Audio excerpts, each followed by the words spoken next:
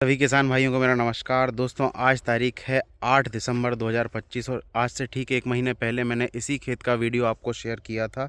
इसमें हम जब सोइंग कर रहे थे 8 नवंबर 2025 को, तो इसको वीडियो फिर से बताता हूं। इसमें हमने जो सोइंग की थी चने की, वो थी वैरायटी पूसा मानव, जिसको 20-211 के नाम से भी जाना जाता है और बहुत चर्चित वैरायटी है। कई लोग जब चने की सोइंग करते हैं तो खेत नहीं सुधारते। सबसे पहले मेरा सुझाव है कि खेत सुधार कर ही चने की बोनी करें। दूसरा, आज जब एक महीना हो गया है, हमने अभी इसमें पानी नहीं लगाया है। ये सूखे की बोनी थी, इसमें पलेवा नहीं किया था। इस साल नमी पर्याप्त थी।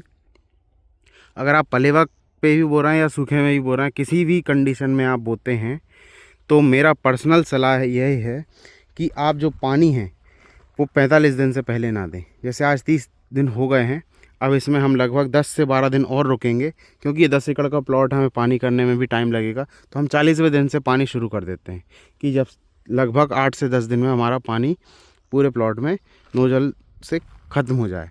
तो 40 दिन से पहले किसी भी कंडीशन में किसी भी चने की वैरायटी में आप पानी ना दें। अगर आप पानी देंगे तो बाद में जो उमाला की समस्या है वो ज़्यादा आती है। तो पानी का प्रबंधन बहुत ज़रूरी है चने में। दूसरा, रेला पानी ना दें। खुला पानी हमें नहीं देना है चने में, आपकी कैसी भी ज़मीन हो। चने को पानी बहुत कम चाहिए। जितना कम पानी आप इसको देंगे उतनी अच्छी ग्रोथ इसकी रहती है। ज़्यादा पानी में इसकी जड़ें सड़ने लगती हैं और ग्रोथ उतनी नहीं हो पाती है। तीसरा, मैंने आपको पिछले वीडियो में बताया था कि इसकी गहरी बोनी करनी चाहिए, जिससे कि जड़ नीचे की तरफ ज़्यादा बढ़ती है और जो वाइट रूट रहती हैं वो अच्छे तरीके से फैलती हैं। मान लीजिए ये पेड़ है, इसमें जो जब हमने बोया था इसको लगभग 6 इंच गहराई पे बोया है।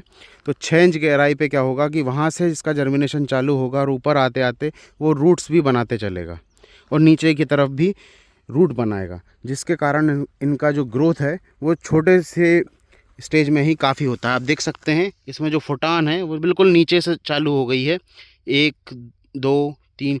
तो अब इनमें से भी निकल रहे हैं, इनमें से ही फुटान चालू होगी। आप ये बर्ड निकलना चालू हो गए हैं, तो यहीं से ग्रोथ चालू होगी, जिससे क्या होगा, बाद में जो आपको ये 12 इंच का गैप दिख रहा है ये बिल्कुल नहीं दिखता, पूरा कवर कर लेता है और प्रोडक्शन अच्छा आता है। कई किसान भाइयों का एक और सवाल रहता है कि हमारा चना सूख रहा है इसलिए हमने पानी दे दिया। 25 दिन का हमारी सोइंग हुई है और सूख रहा है और हमने पानी दे दिया। तो किसान भाइयों को मैं यह कहना चाहूँगा कि हो सकता है उन्होंने खेत अच्छा सुधार के ना बोया हो। दूसरा, ये जो आपने सोइंग की है इसमें आप पीछे पाटा लगा के भी सोइंग कर सकते हैं, जिससे कि क्या होता है, कई बार गीला खेत रहता है। कई बार किसान हमसे ये भी बोलते हैं कि हमने तो बहुत गहरा बोया, लेकिन गहरा बोना अकेला ज़रूरी नहीं है। मान लीजिए कि आपका खेत ज़्यादा गीला है, तो ये जो लाइन है, ये जो आप लाइन देख रहे हैं, इसमें नाली बन जाती है। नाली के चक्कर में क्या होता है कि बीज ढकता नहीं है, उग तो आएगा आपका नमी के कारण, मगर जब आप पानी देंगे या 1 महीने की फसल होगी तो नाली हो जाएगी कड़क और फिर उसको जड़ों को फैलने के लिए जगह नहीं मिलेगी।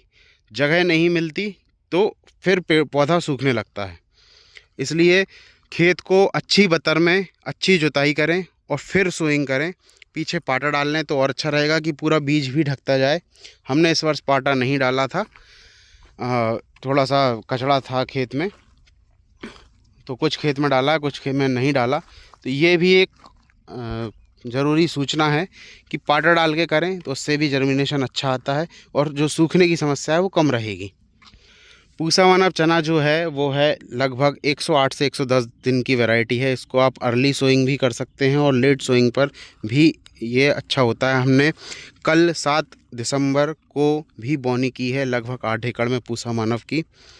उस प्लॉट में हमने पहले प्लाऊ किया, उसको फिर पलेवा करके उसकी सोइंग की है। तो लेट हो गए हैं, लेकिन ये कम दिन की वैरायटी है तो अच्छा निकलेगी। तो किसान भाइयों, मेरी सलाह यही है कि आप 40 दिन से पहले किसी भी कंडीशन में पानी ना दें। अगर आपके पौधे सूख रहे हैं तो उनको सूखने दीजिए। जितना सूख जाएंगे उनको आप मत बचाइए, क्योंकि उनको बचाने के चक्कर में आप पानी दे देंगे और पानी देने के बाद फिर वो 4 गुनी तेज़ी से सूखेंगे।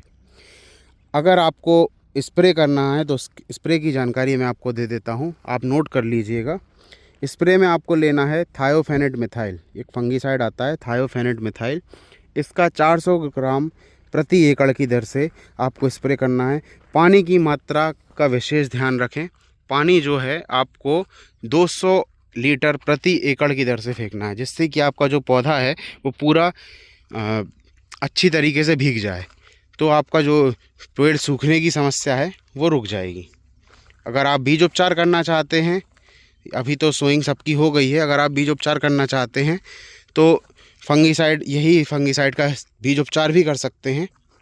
इसके अलावा आप साफ पाउडर जो आता है कार्बनडाजिम, मैंकोजेब, उससे भी बीज उपचार कर सकते हैं, या अजोक्सिस्ट्रोबिन, टेबुकोनाजोल। ये इतने फंगीसाइड हैं, इससे आप बीज उपचार कर सकते हैं। तीसरा, अगर आपको जैविक विधि अपनानी है कि आपका उमाला ना लगे, तो जब जुताई हम करते हैं उसके पहले आप सड़ी गोबर की खाद में ट्राइकोडर्मा जो रहता है हमारा, उसको डाल दें और पानी से गीला कर दें, और 7 दिन बाद उस गोबर खाद को प्रति एकड़ लगभग 100 किलो पूरे खेत में फैला दें। जिससे क्या होगा, जब आप पलेवा करेंगे या जुताई करेंगे तो वो मिल जाएगा खेत में, और जो मित्र फंगस है वो आपके पौधों को उगरा रोग से बचा लेगी। ये एक जैविक विकल्प भी है। अब सबसे बड़ा एक सवाल और आता है कि स्प्रे हम कौन कौन से करें और किस स्टेज पर करें। तो दोस्तों, पहला स्प्रे जो है वो आपको 20 से 25 दिन की अवस्था पर करना है, और नहीं कर पा रहे हैं तो 35 दिन तक की स्टेज पर भी कर सकते हैं। कई बार क्या होता है कि ज़्यादा गहराई की वजह से जर्मिनेशन ही 18 दिन में आता है। जो हमारा पौधा है वो देखना 18 दिन में चालू होता है। तो उस कंडीशन में आप थोड़ा दिन रुक के 30 से 35 दिन की अवस्था में स्प्रे कर सकते हैं। जैसे हमारा ये प्लॉट है, इसमें हम लगभग 3-4 दिन बाद स्प्रे करेंगे, 35 दिन पे पहला स्प्रे करेंगे। स्प्रे में हम क्या लेंगे तो उसकी सलाह मैं आपको दूंगा। या तो NPK 1261 लीजिए 1 किलो प्रति एकड़, या फिर आप सीधा DAP जो हमारे बोरी वाला आता है, DAP को 1 किलो एकड़ प्रति एकड़ घोल लीजिए। उसके साथ 100 ग्राम यूरिया, और जो बोरी वाली पोटास आती है MOP, उसको आप आधा किलो प्रति एकड़ की दर से घोल लीजिए। तो 3 चीज़ें हो गई हमारे पास। सबसे पहले यूरिया 100 ग्राम, DAP 1 किलो, और पोटाश MOP आधा किलो। ये 3 चीज़ें आपको घोल के स्प्रे करनी है। इसके साथ आप चाहें, अगर इल्ली लगी हो तो इल्ली के लिए कोई भी आप इल्ली मार इस्तेमाल कर सकते हैं, जैसे एमामेक्टिन हो गया। ये WG फार्मूलेशन में भी ले सकते हैं और लिक्विड फार्मूलेशन में भी ले सकते हैं। इसके अलावा आप टॉनिक में अगर चाहें सागारी का इस्तेमाल कर सकते हैं, अमीनो एसिड इस्तेमाल कर सकते हैं जो ईसाव्यान आता है। कई लोगों की धारणा रहती है कि ईसाव्यान सिर्फ फूल के लिए इस्तेमाल होता है। ईसाव्यान आप जिस भी स्टेज पर डालेंगे फसल की, वो उस स्टेज में ग्रोथिंग प्रोवाइड करता है हमारे पौधे को, तो उसका इस्तेमाल भी कर सकते हैं। दोनों का डोज है, सागारी का अगर आप डाल रहे हैं तो 500 ml प्रति एकड़ है, और अगर आप ईसाव्यान डाल रहे हैं तो 400 ml प्रति एकड़ है। इससे कम मत रखिएगा, नहीं तो आपको पर्याप्त रिज़ल्ट नहीं मिलेंगे। दूसरा स्प्रे जब हम करेंगे तब हम उसकी जानकारी फिर देंगे। तो तब तक बने रहिए मेरे चैनल के साथ, और चैनल को सब्सक्राइब करें, इस वीडियो को लाइक करें, और दूसरे किसान भाइयों को शेयर करें, जिससे कि उनको प्रॉपर जानकारी मिल पाए। यह वीडियो देखने के लिए धन्यवाद।